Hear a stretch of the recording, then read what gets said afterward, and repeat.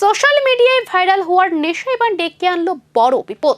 আসামের মুখ্যমন্ত্রী হিমন্ত বিশ্ব শর্মাকে নিয়ে কুরুচিকর মন্তব্য করে বিপাকে পড়লেন এক কন্টেন্ট ক্রিয়েটর। হ্যালো, এটা হেমন্ত বিশ্ব শর্মার নাম্বার নি? ও আচ্ছা, শালা বহুত মারদার সুদ। আসামের মুখ্যমন্ত্রী হেমন্ত বিশ্ব শর্মা।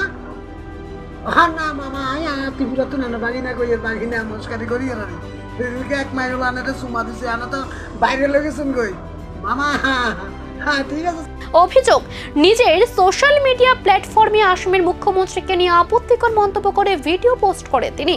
বিষয়টি নজরে আসতে দ্রুত পদক্ষেপ নেয় শান্তিরবাজার থানার পুলিশ। অভিযুক্তকে আটক করে থানায় নিয়ে আসা হয়।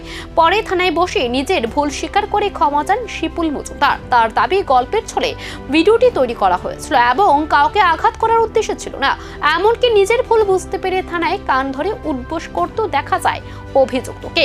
পাশাপাশি ভবিষ্যতে এই ধরনের কন্টেন্ট না বানানোর আবেদনও জানায় সে। একজন মুখ্যমন্ত্রীর নামে বৃষ্টি ভাষা গালিগালাজ করছো ফেসবুকে, কি বইবা এই বিষয়ে? ভারতের জনতা পার্টির কাছে আমি করজোরে ক্ষমা চাচ্ছি। আমি একজন ব্লগার, বুঝতে পারি না।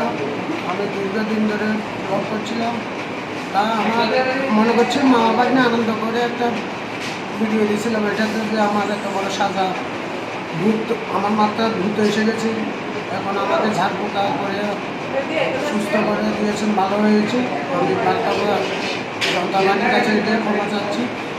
এখন আমাকে এটার থেকে মুক্তি দিয়ে দেন। আমি আর এই ধরনের সারা ভারতবর্ষে কেউ যেন কোনো সরকারের উপরে যাতে, মুখ্যমন্ত্রী হোক, প্রধানমন্ত্রী হোক, কোনো সরকারের উপরে যাতে বাজে মন্তব্য না করে, এটাই আমি সবার কাছে অনুরোধ রাখছি। আজকে আমার দেখছেন কী হাল হয়েছে, আমার থেকে আপনারা যা বার্তা পেতে পারেন যে দেখেন একটা মুখ্যমন্ত্রী বা যে কোনো সরকারের বিরুদ্ধে আপনারা ভেবেচিন্তে ফেসবুকে আপলোড দেবেন, যাতে আপনাদের বউ বাচ্চা যাতে কষ্ট না পায়। আজকে আমার কারণে আমার আজকে বউ বাচ্চা না খাইয়ে মরবে, এই বলে আমি ভারতীয় জনতা পার্টির কাছে।